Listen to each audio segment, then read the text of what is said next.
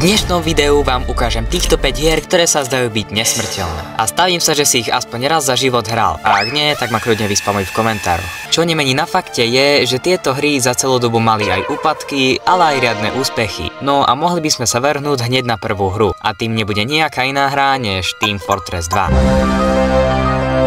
Hra, ktorá vyzerá ako strieľačka pre deti, čím aj je, si získala veľkú popularitu, ale pekne od začiatku. Pre veľa hráčov Team Fortressu 2 je jednotka len divne Half-Life vyzerajúca hra, no lenže v roku 1996, keď vyšiel Team Fortress Classic, bol to obrovský úspech. Lenže hra bola postavená viac na realizme než na karikatúre. Po tomto boome si developeri vytvorili vlastné štúdio a software Team Fortress 2, ktorý mal pomáhať s aktualizáciami tejto hry. O a áno, v tejto dobe ich odkúpil Valve, ktorí pracovali na Half-Life. Vývojári Team Fortressu 2 tak dostali možnosť pracovať v úplne novom engine a keďže nemali tak veľký budget, brali veľa vecí z Half-Lifeu, ako napríklad tanky a zbrane. Ako išiel čas, tak v roku 2003 sa stala hrozná vec. Nemecký hacker sa nabúral do Valveu, no a získal nedokončený Half-Life 2, CS a kopu iných vecí. A taktiež Team Fortress 2 source code. Po tejto udalosti sa tvorcovia rozhodli, že z realistickej hry spravia futuristickú, ktorej si môžeš vybrať z dvoch tímov, ľudí a alienov. Kukus Alien.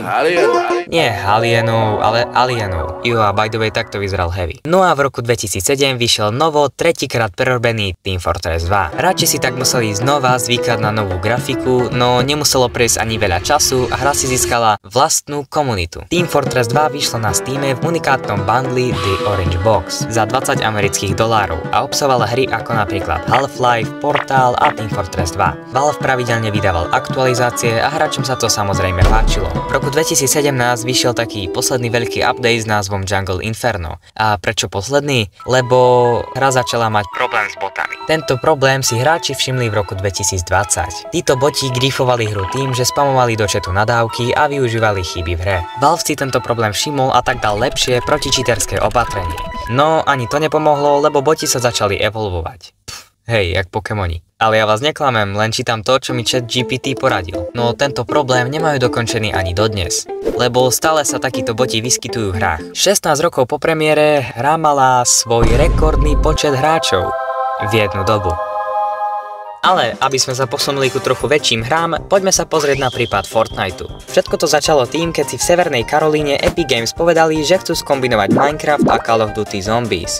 Ľudia jej nechali trochu variť a bum, máme tu Fortnite Save the World. Ale hráčov to veľmi neohúrilo a ďalej si hrali PUBG, v tej dobe jedna z najväčších hier. Epic Games upadol do ťažkých depresií. Až kým neprišli na skvelý nápad. Čo keby im ten PUBG dáme do Fortniteu? Taktiež by sme to mohli dať zadarmo, aby sme z nich vyžmykali peniaze potom. Táto verzia Fortnite Battle Royale si v roku 2017 získala okolo 10 miliónov hráčov, len za 2 týždne. Taktiež Battle Royale a Save the World oddelili, no a Fortnite začali expandovať aj na iné platformy.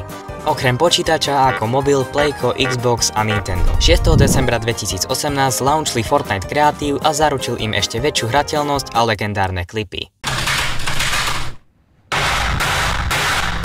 Táto hra bola veľmi populárna na streamovacích platformách a najväčší streamery boli Myth, Ninja a Dr. Lupo. Ľudia sa počase začali zlepšovať a vymýšľali nové stratégie ako napríklad Double Pump. A nie, rušíme to, lebo je to príliš silné. OK, tak čo keby sme vyskúšali Skybase? Kľudne. No! Epic Games sa v tejto dobe zameriaval na peniaze.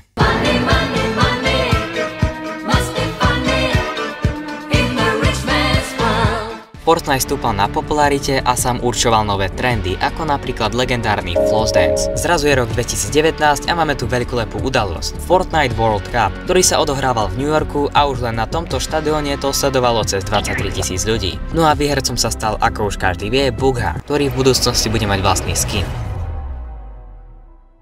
Máme tu Chapter 2 a s ňou nový content, nové zbranie, mapa, skiny, Battle Pass, proste nový život, baby! A možno nie. Popularita začala pomaličky klesať a ľudia sa začali vyhovárať na to, že to je hra pre deti. Taktiež ešte dvakrát vybuchla mapa a máme Chapter 5. Fortnite aj po toľkých rokoch, toľkých zlých recenziách a hlavne kontroverziách si stále udržuje dobrú pozíciu a má verných fanúšikov. Ďalšia hra je Euro Truck Simulator 2, kde môžeš jazdiť aj pod vplyvom alkoholu. A viete, čo je predal v tejto hre? Salto mortale, biač! Ako keby sa to nedialo bez toho. Hra vytvorená cez CCS Software prišiel na scénu v roku 2012. A o čo tam ide? Hraješ v realistickom simulátore za vodiča kamiónu a snaží sa premiestniť kamión z bodu A do bodu B. Hej, to je všetko. Tak Simple hra si získala popularitu pomocou toho, že je proste simple a nemusíš pritom vypotiť 3 dvojlitrové fľaše vody. No ale aj pri takejto jednoduchej hre sa dá všetko pokaziť. A zrazu mám oktávku, lebo to je socka, bitch!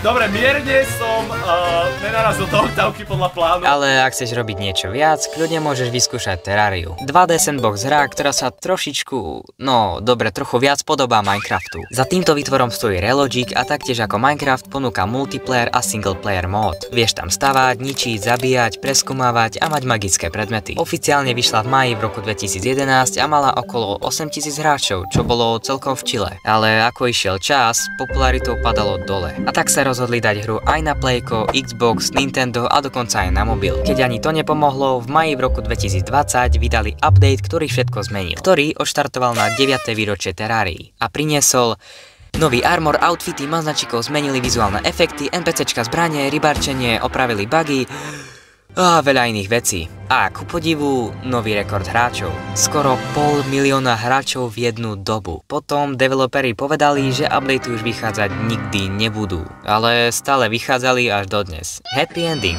Zasa hra, ktorá nemá šťastný koniec, je Subway Surfers. Hovoríte si ale prečo? To sa za chvíľu dozviete. Hra, v ktorej hraje za Jakea Vagabunda, ktorý sprejuje vlaky a naháňa ťa pritom policajt. Dobre, prečo vám to vlastne vysvetľujem, keď každý z vás to aspoň raz hralo? A keď nie, tak klameš. V roku 2011 vyšla hra s menom Temple Run. To si všimli tieto dve dánske spoločnosti, no a povedali si: urobme to samé, len to trochu pozmeňme.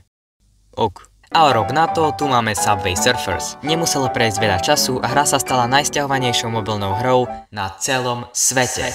Taktiež začali sa vyskytovať informácie, že táto hra je podľa skutočnej udalosti. No a v realite niekto naozaj zomrel. Údajne to bol syn z jedného najväčších developerov. Hľadal som niečo na internete, ale nemôžem potvrdiť, či je to reálne alebo nie. Ako roky išli, táto hra začala malilinko stagnovať. No prišiel rok 2022 a s tým aj No Coin Challenge. Keďže všetci boli doma kvôli korone, kopu starých aj nových hráčov sa vrátilo. Teraz ani tak nedominuje mobilnú scénu, no naďalej má 1 miliardu stiahnutí. Podobne vieme povedať aj o hre Dota 2. Je to strategická multiplayer online battle arena, čiže MOBA. Hra vyšla v roku 2003 ako mod pre Warcraft 3. Oficiálne hra vyšla až v roku 2013. Veľakrát túto hru nevidíme v mainstreame, no actually je skoro vždy v prvých priečkách. Prakticky hráčov si od roku 2014 veľmi dobre udržuje.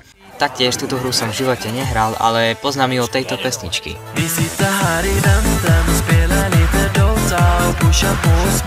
No a gameplay sa mi zdá príliš podobný LOLku. A LOLko je naša ďalšia zastávka. LOLko je... Počkať, je to Ľudovič Stúr? Áno, som to ja a prišiel som vám porozprávať o hre League of Legends. Ale to nemôžeš... Hej, však je to moje video. Vráť sa mi z očí! LOLko je multiplayer online battle arena, čiže MOBA takisto ako Dota. Developermi sú Riot Games, ktorí stoja za bangrami ako napríklad Valorant, Teamfight Tactics, Legends of Runeterra a mnoho ďalších. LOLko vyšlo v roku 2007 a na Slovensku to preslávili Duklok a Selassie. Zatiaľ čo oficiálny jazyk je angličtina, League of Legends bola lokalizovaná do rôznych jazykov vrátane slovenčiny. Oficiálne je v hre 160 postáv, za ktorých môžeš hrať aj ty. Ejha, môj čas sa blíži ku koncu, tak dovidenia. OK, to bolo čudné. Toto video vyzerá zaujímavo. Určite si ho choď pozrieť. Čus!